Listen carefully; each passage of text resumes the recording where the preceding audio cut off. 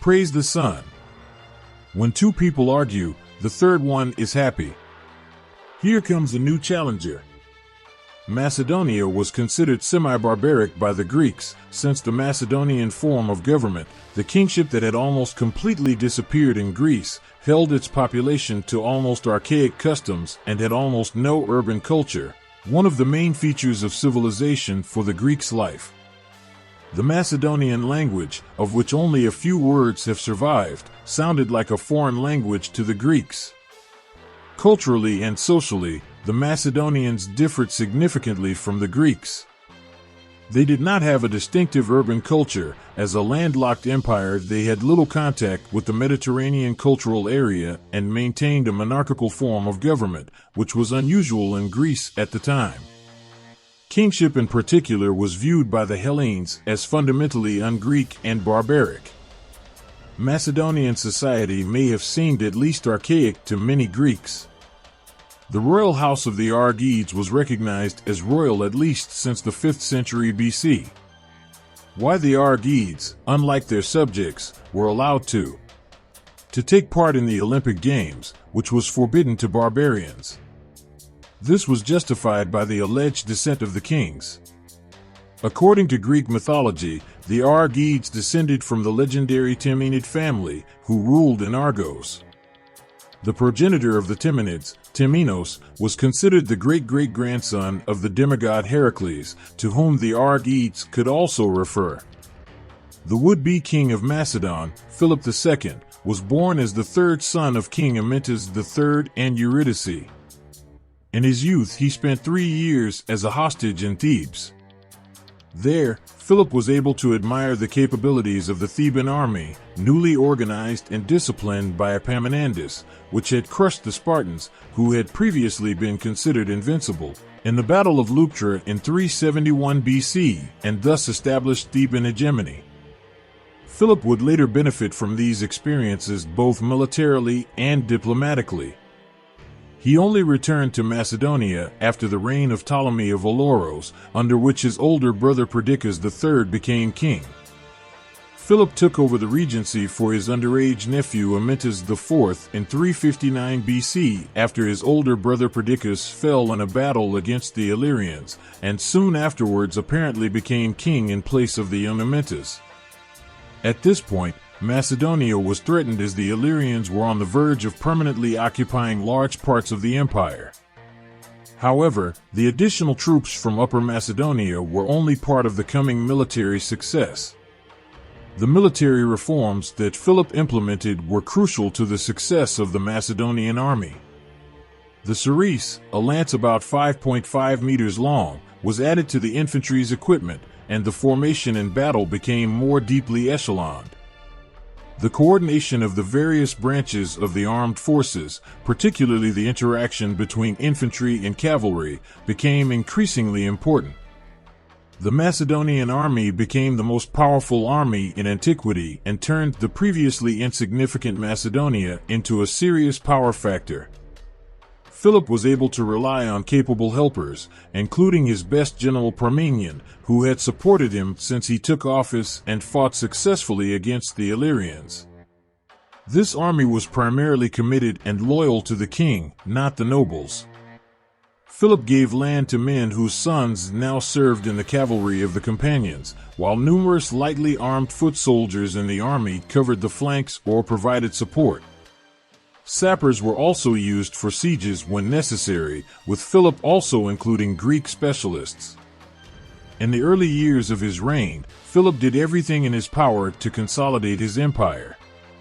Within the first 2 years he defeated the Illyrians and Paeans and began expanding into the coastal area of Macedonia as early as 357 BC. He cleverly played the two local powers, Athens and the Chalcidian League, against each other, in the spirit of a skilled real politician. However, this was not the only time that Philip demonstrated his diplomatic skills. The Macedonian army conquered the city of Amphipolis, founded by Athens, and then Pydna and Potidaea in 356 BC. In both cases, Philip encountered Athenian interests. The Athenians had expected that Philip would hand over Amphipolis to them, but this was never Philip's intention. With the conquest of Pydna, he even attacked a city that was allied with Athens. Although these cities were on the coast and were of great strategic value to Macedonia, Athens was still involved in an allied war until 355 BC and was therefore unable to address the problems in the North Aegean. In 356 BC, Philip seized the opportunity to take control of the city of Cranides after being called for help by a Thracian prince. After the conquest, the city was renamed Philippi, establishing a symbolic tradition that was later taken up by Alexander, the Diadochi, and finally the Romans. Philip used the city and its surrounding area to exploit the mines of the Pangaean Mountains. Philip used the annual yield of around 1,000 talents, a sum comparable to what Athens received from the Attic Sea League at the height of its power, to expand his influence. Part was used to recruit mercenaries, another part was used to win politicians and envoys from other cities to his side with generous gifts. He also had a new gold coin minted with his name. Until 355 BC, the coastal region bordering Macedonia was largely in Philip's hands. Meanwhile, Philip II besieged Methone, the last major city on the northern Aegean allied with Athens. The following year, the Macedonians stormed the city after the defenders realized that despite its promises, Athens was unable to deliver the promised relief. During this siege, Philip lost his right eye. Campaigns to Thrace followed, but initially did not bring the hoped-for successes. At the same time, he extended his expansion south to Thessaly. At this time, the Third Holy War, in which Macedonia was now involved, was raging in Thessaly in 353 BC. The Phocians occupied and plundered Delphi, the seat of the famous oracle. They also concluded an alliance with Sparta. Philip II, called to help by the Aeloids, seized the opportunity. The cry for help was also a welcome excuse to move Macedonian troops to central Greece. However, they initially suffered 2 defeats against the Phocians led by Onomarchus and had to temporarily retreat to Macedonia. Philip II returned in 352 BC. Returned to Thessaly and was able to decisively defeat the Phocians in the Battle of the Crocus Field. As a result, he was recognized by the Thessalians as Archon of their league. However, a Macedonian advance into central Greece was stopped by the Athenians, who blocked Thermopylae. Therefore, Philip II again turned his attention to Thrace. The Thracian king Chersobleps had switched to the side of Athens, leaving Philip II confronted with a potential war on 2 fronts. He withdrew his troops from central Greece and remained in power until 351 BC. Restored the original order in Thrace. By conquering important silver and gold deposits at Pangaean, Philip II had acquired enough resources for his further ambitions, which ultimately culminated in hegemony over all of Greece. His main focus was undoubtedly on the strategically important city of Olynthus. That's why he probably started looking for a pretext for war while he was in Thessaly. In 348 BC, King Philip II of Macedon conquered the strategically important city of Olynthos after a year-long siege. For the naval power of Athens, the vital supply of grain from the Bosporan Empire appeared to be increasingly threatened by the Macedonian conquests. When Philip again waged war on the Thracian king Chersobleps in 342 BC, Athens equipped a fleet to come to the aid of the cities of Perinthos and Byzantium, which were besieged by Philip's troops. This forced Philip to abandon both cities.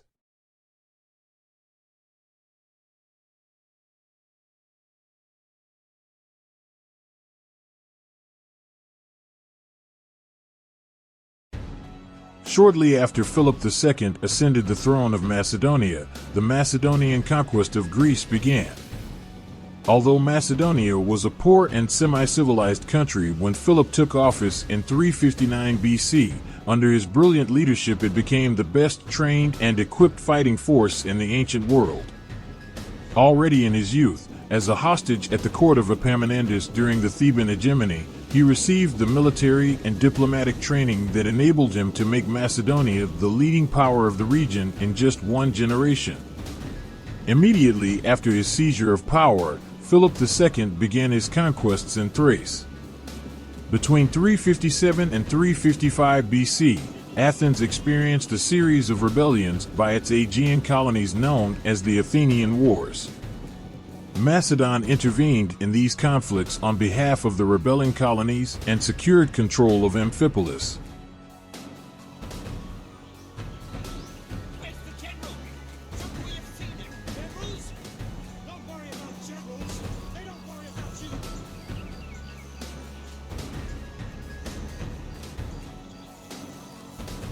You know, with a good woman, today could be fun. The ancestors are unquiet. We will die here. A little later, the Holy War broke out in Phocis, which Philip used to gain a foothold in Thessaly. Over the next 10 years, Philip consolidated his power in Macedonia and the Balkan Peninsula. At the same time, he interfered in Greek politics and formed alliances with various factions within the Greek cities. Despite strong opposition from Demosthenes in Athens, who strongly opposed Philip's conquests, Philip remained successful.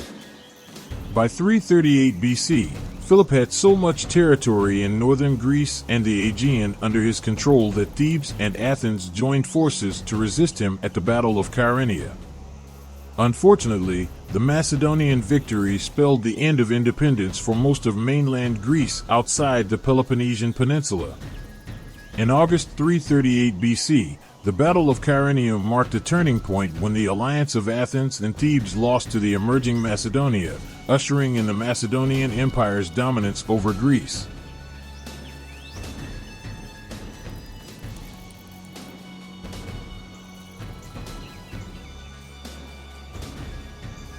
Eyes front! No flinching! Show them how noble Greeks behave!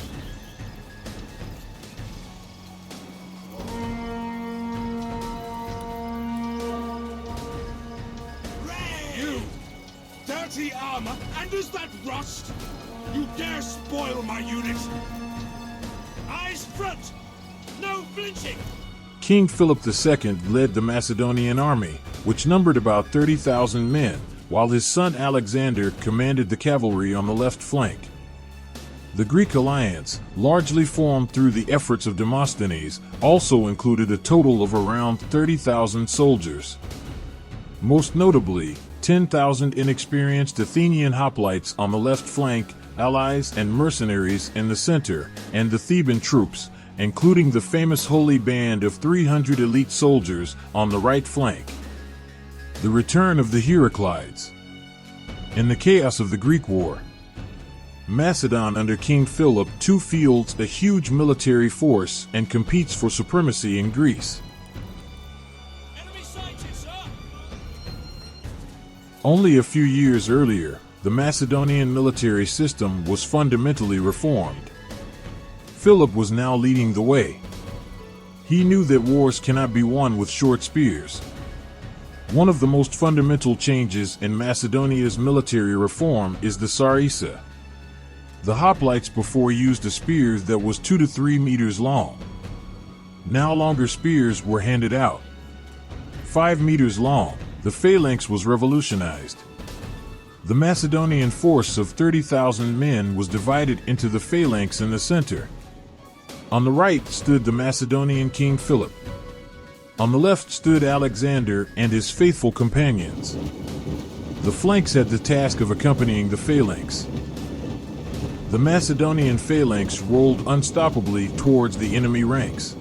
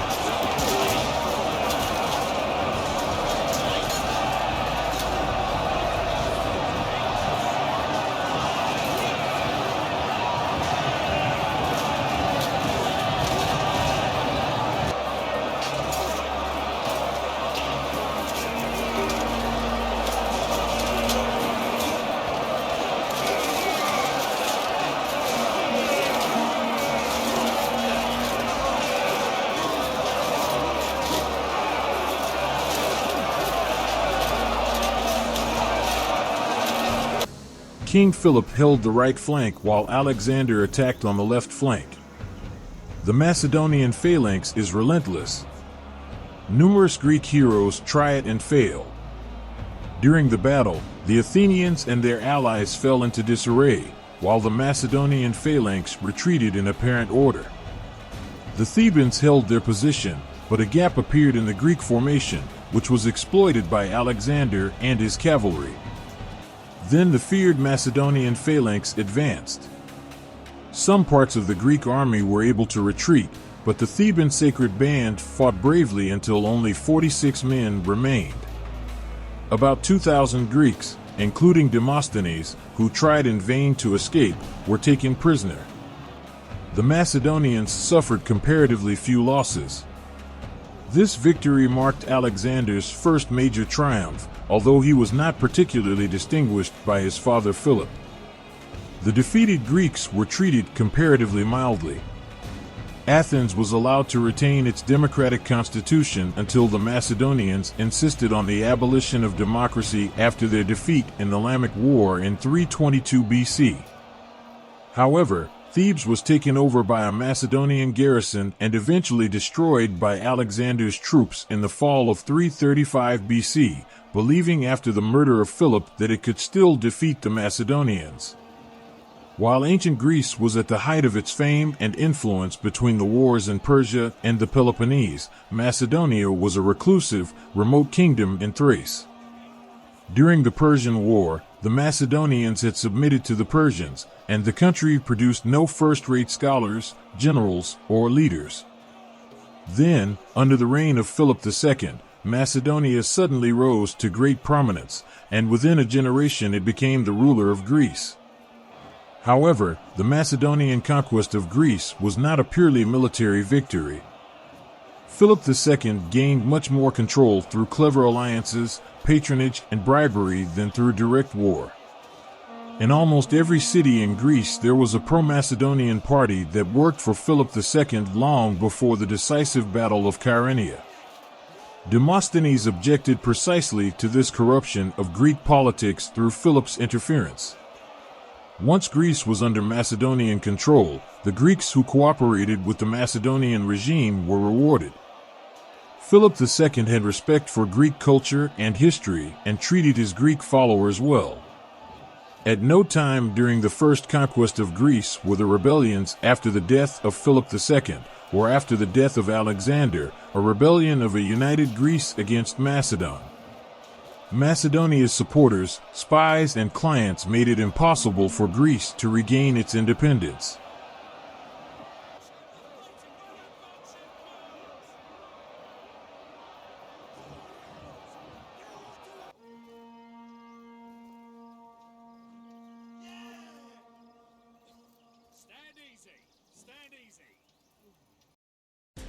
The Athenians could only watch helplessly as Macedonian expansion unfolded. In the Peace of Philocrates in 346 BC, the same year in which the Phocians were finally defeated, Macedonian hegemony over large parts of Greece was already recognized. By 340 BC, Thrace was completely in Macedonian hands and was placed under the control of a Macedonian strategist.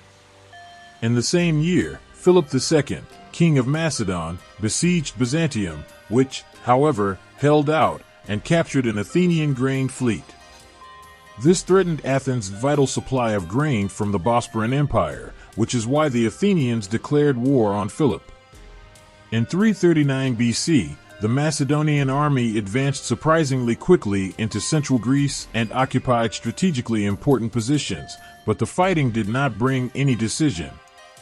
Now Thebes also joined the alliance founded by Athens. The Athenian army had already entered Boeotia as a preventive measure and was able to unite with the Theban contingent within a few days. The allied army of both cities was also reinforced by small contingents from Chalcis, Megara, Achaia, and Corinth. In August 338 BC, Philip's troops marched along the main road from Phocis to Boeotia to attack the allied army that had blocked the road at Kyrenia. At the beginning of August 338 BC, Philip II led an army of around 30,000 Macedonians and Thessalians against the roughly equally strong allied Greek army from Thebes, Athens, and other city-states in the Battle of Kyrenia. The Macedonian phalanx was led by Philip himself, while his son Alexander made his first appearance and commanded the mounted troops on the left wing of the army. The alliance of the Greek police comprised a total of 30,000 Greeks, around 10,000, albeit inexperienced, Athenian hoplites on the left wing, the allies and mercenaries in the middle of the formation, and, as the main force, the Theban troops. These also included the famous Holy Band of 300 elite soldiers. These couples also consisted of an older and a younger partner. The Athenians and their allies acted in a rather disorganized manner at the start of the battle, while the Macedonian phalanx was in an orderly manner and only appeared to retreat.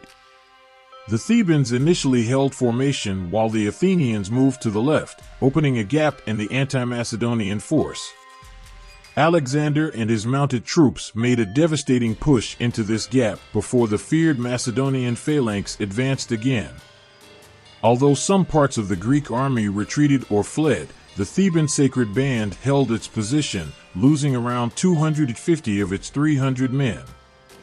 The defeat was devastating, and the Athenian and Theban troops lost a total of about 2,000 men, while about 4,000 hoplites were taken prisoner. The Macedonians suffered relatively few deaths, and although this was Alexander's first major victory, he does not appear to have been recognized for it by Philip. The Battle of Kyrenia marked the end of the last serious resistance of the remaining Greeks against Macedonia, and, although not immediately recognized by contemporaries, heralded the end of the traditional polis world. As a result of the defeat, Thebes received Macedonian occupation and lost political autonomy. After his victory, Philip established a Macedonian garrison in the city castle of Thebes and then moved across the isthmus to the Peloponnese, where he secured the goodwill of the cities there by treaty and demonstrated his strength against Sparta. He then withdrew to the Isthmus, where in the summer of 337 BC, following his call, the representatives of almost all Greek city-states, with the exception of Sparta, arrived at the sanctuary of Poseidon on the Isthmus of Corinth to discuss the formation of a new Hellenic League to record. Philip founded the Corinthian League in 337 BC, to which all Greek city-states except Sparta belonged. He became its hegemon and authorized strategos, thereby de facto controlling the federal government. He proclaimed a general peace, a long-held hope of many Greeks who were tired of constant wars, and secured federal approval for a campaign against the Persian Empire. This campaign was justified as revenge for the destruction during Xerxes' campaign 140 years earlier, but it probably also served to direct the forces of the ever-restive city-states toward a common goal. At the same time, the campaign promised rich loot and an expansion of Macedonian influence. The federal government committed itself to providing 20,000 infantrymen and 1,200 cavalrymen to implement the federal treaty. The war against Persia was decided upon at the first session of the Bundestag, with the liberation of the Greek cities in Asia Minor and retaliation for the desecration of the temple in 480 BC being the declared goal. With his military dominance, Philip II ensured that decisions were made in favor of his interests. Examples of this are the judgment for the destruction of Thebes in 335 BC or the trials against the Persian friends from Chios. His weddings were part of Philip's alliance policy, in which alliances were sealed through the connection of the royal houses. In addition to various affairs with women, Philip also had sexual relationships with men, which was not unusual at the time. The relationship between Philip II and his son Alexander was often fraught with tension, as Alexander seemed to strive to surpass his father's achievements. Philip probably expected unconditional loyalty from his son, even though his position as his successor was not certain. The same applied to his mother Olympias, who had no special rank among Philip's many wives and whose influence came solely from being the mother of the supposed next Macedonian king. As early as 337 BC, Philip married another woman, Cleopatra, the niece of the Macedonian general Attalus, who already had great influence at the court of Pella. After an incident in which Philip himself is said to have sided with Attalus and even wanted to attack Alexander with a sword, but failed due to his drunken state, Alexander is said to have mocked his father.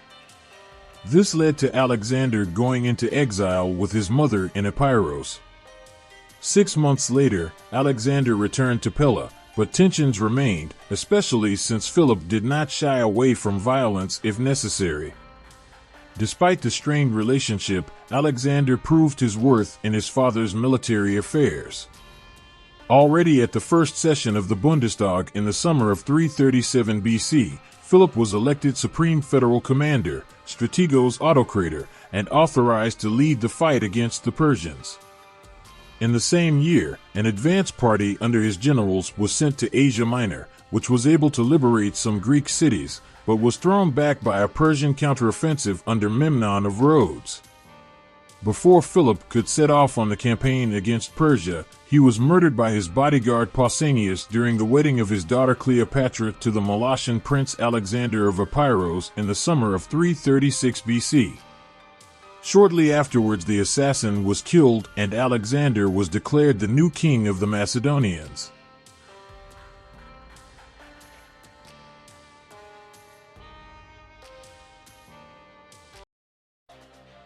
Philip led you out of your life as wandering shepherds and fighting armies dressed in skins who had little success against the Illyrians, Triballi, and Thracians. He equipped you with cloaks, led you from the harsh mountains to the plains, and made you equal in battle to the neighboring barbarians.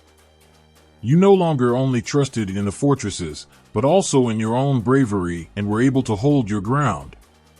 He made you builders of cities and brought you good laws and customs. Alexander quickly took control by securing his succession by murdering Attalus and then moving with the Macedonian army to Boeotia.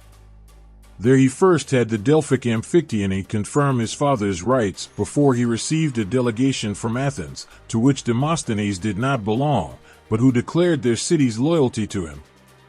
Alexander's quick action took the Greeks by surprise, and they had no choice but to take part in the new federal parliament in Corinth. There they confirmed the existing treaties, recognized Alexander as the new hegemon, and authorized him to lead the Persian campaign. Philip II had united Macedonia and transformed it from an insignificant country into one of the strongest military powers of its time. By developing rich deposits of precious metals, he secured the borders, conquered Thessaly and Thrace, and finally forced all Greek city-states, except Sparta, into an alliance under his leadership, the Corinthian League. He then began preparing for a campaign against the Persians. Alexander was already involved in military campaigns against the Greeks, most notably at the Battle of Chaeronea in 338 BC, in which an alliance of Greek police led by Athens and Thebes was defeated. The Macedonian phalanx played an important role in military success, but the Hetair cavalry that Alexander commanded at Chaeronea was also crucial. His later victories are undoubtedly due in part to his father's military reforms. Philip also surrounded himself with highly qualified officers like Epameinōndas, who also made a significant contribution to Alexander's later successes. After coming to power, Alexander first went to Corinth, where he was confirmed as the new hegemon by the Greek police, including Thebes and Athens, and renewed the validity of the interstate treaties. There he learned of the emerging rebellions of the barbarian tribes, whereupon he immediately returned to Macedonia and mobilized the army in Amphipolis. Nevertheless, opposition swelled, particularly around Demosthenes and his supporter Lycurgus in Athens. The Balkan campaign begun by Alexander in the spring of 335 BC to subjugate renegade barbarian tribes gave rise to new uprisings. In Athens, Demosthenes announced Alexander's death in battle, thereby declaring the treaties with him invalid. The Balkan campaign from spring to August 335 BC marked Alexander the Great's first military engagement. The aim was to subdue barbaric tribes in Bulgaria, Romania, Macedonia, and Albania before the planned campaign against Persia, which was successful. While Alexander fought in the north, the Greeks in the south decided it was time to break free from Macedonia. Thebes was the first city to rise up and drive out the Macedonian occupying troops. However, in August 335 BC, Alexander quickly marched his army from Illyria into Boeotia and once again silenced the opposition. Athens abandoned its support for Thebes, influenced by the pro-Macedonians around Phocion and Demades. Although the Theban leaders wanted to continue resistance despite their political isolation, they were defeated at the Battle of Thebes and their city was occupied by the Macedonians. The fate of the ancient Greek city was left to the judgment of the Sanhedrin, which, on Alexander's instructions, ordered the destruction of the city for violating the common peace and enslaving its inhabitants. After the rebellion was suppressed and federal order was restored, Alexander withdrew to Macedonia to make the final preparations for the campaign to Asia. At Amphipolis in 334 BC he assembled his main force, which now also included a contingent of 7,000 infantry and 600 cavalry from the Hellenic League. For the venture in Asia, the maritime contribution of the Greeks was of great importance, since Macedonia itself did not have a significant fleet. The alliance provided a total of 160 ships for the army's passage across the Hellespont and the subsequent siege of Miletus, with Athens, the largest Greek naval power, only taking part with 20 ships. Since Alexander personally led the campaign, it was necessary to arrange an appropriate government in Macedonia and a representative in the hegemony. Both tasks were entrusted to Antipater, a longtime confidant of Philip II, who had already managed the state affairs of Macedonia on several occasions. He was given a force of approximately 12,000 infantry and 1,500 cavalry as military commander in Europe to maintain the necessary pressure on the Greek states. In 334 BC, Alexander turned his attention to the Persian Empire, which was at that time ruled by Darius III.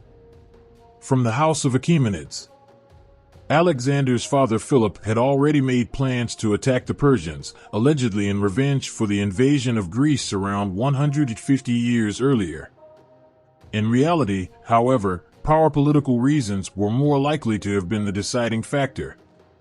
An army under Epameinōndas, one of the most capable Macedonian generals, had already advanced across the Hellespont into Asia, but was repelled by the Persians.